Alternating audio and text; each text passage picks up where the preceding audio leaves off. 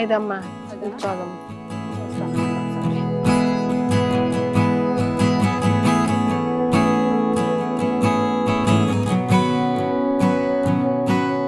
ఎక్కడమ్మా మీరు పడుకునేది? ఇందులోనే ఇటు బొర్ర ఎట్టుకుంటాను, కబోర్డ్ లో కాలు ఎట్టుకుంటాను.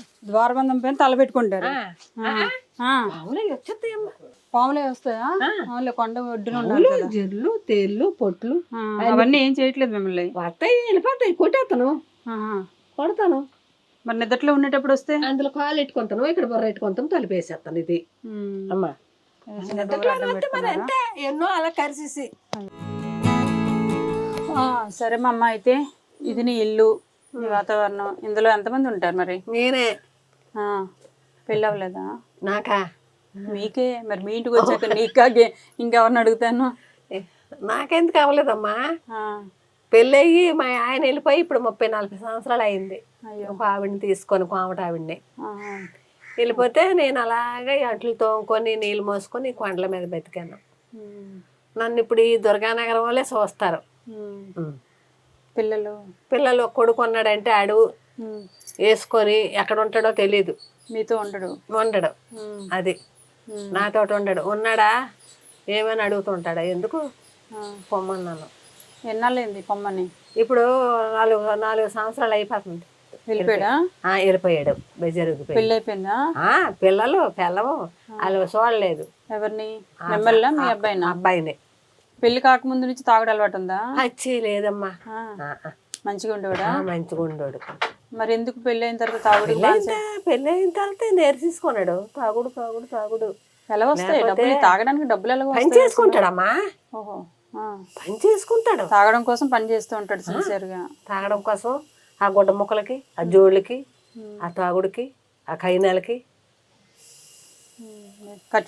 అన్నిటి ఖర్చులకి తాగుతున్నాడు. ఎవరు కాడు ఉంటే దాని కాడికి వెళ్తే దానికి డబ్బులు కావాలా. వీడికి ముద్దాయి వండెట్టిన తిండి తినడం. ఆ డబ్బులు అందించడమే. అది అందించినప్పుడల్లా ఉంచుతున్నది, లేకపోతే తగిలేస్తారు కూతురు, తల్లి, కొడుకు. అలా అయిపోయి పంపించేస్తారు.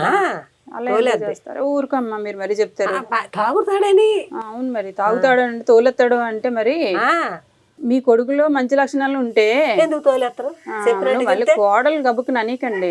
సరే, ఇంతకీ ఇది ఇల్లు సొంత ఇల్లా అద్దిల్లా? సొంత ఇల్లేనరా. ఎన్నాళ్ళ నుంచి ఉంటున్నారు? ఇప్పుడా దగ్గర ఒక 50-60 అవుతుంది. మీ పెళ్ళైన దగ్గర నుంచి ఇక్కడ ఉంటున్నారు? వచ్చి మేము అక్కడమ్మా నక్కపాలెము, అక్కయ్యపాలెము, సీతంపేట, ఐవో రోడ్డు, గుడిద్వారము ఇవన్నీ తిరిగేసి ఇక్కడికి వచ్చినాము. ఇక్కడ ఈ మాల్ ఈ ప్లేస్ దొరికిందని కింద ఒకళ్ళు ఉన్నారు, చెప్పారులే మా వాళ్ళని. చెప్తే తీసేసుకొని ఆ కొడుకు అమ్ముకొని పోనాడు కట్టేసి. ఇదంతా మీదేనా? అద్దెలు ఇచ్చుకుంటున్నారా? అద్దెలు ఇచ్చుకుంటే ఈ కారం ఎందుకురా, ఇంచేపు ఎందుకు నిలబడతాను ఇక్కడ? అంటే అద్దెలు ఇచ్చుకుంటే నిలబడకూడదు ఏంటి? మరేంటి నిలబడాలి రా కాడుగా బాబుని. మాకే గంట నిలబడితే కూర్చోవాలనిపిస్తుంది. కాలు రాదు. ఇప్పుడు 2 సంవత్సరాలు అయింది. ఈ సందులు తిరిగి మెట్లు ఎక్కలేకపోయాను నేను. నీకు ఇంకా ఇప్పుడు ఈ వయసులో కాలు రాదు అంట. నాకే కాలు రావట్లేదు. ఈ కొండల నీళ్ళు మోసుకొని చెప్పలు దోముకొని ఇప్పుడు కోళ్ళ వాళ్ళంతా కోకన పెట్టి ఆ కుర్చీ ఇచ్చి కోకన పెట్టి అక్కడ పెట్టారు, తెచ్చి పెడతారు. మనం బియ్యం బస్తా తీసుకురండి.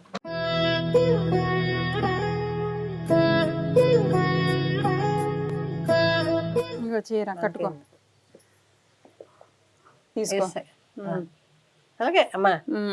టిఫిన్ ఏం తిన్నావు? టిఫిన్ లేదమ్మా, మురీలు తిన్నాను.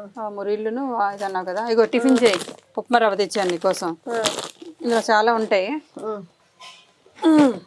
ఇక పచ్చడి డబ్బా, చక్కగా పచ్చడి వేసుకొని తిని. ఇందులో కందిపప్పు ఉంది, ఓకేనా? అన్నీ ఉన్నాయమ్మా.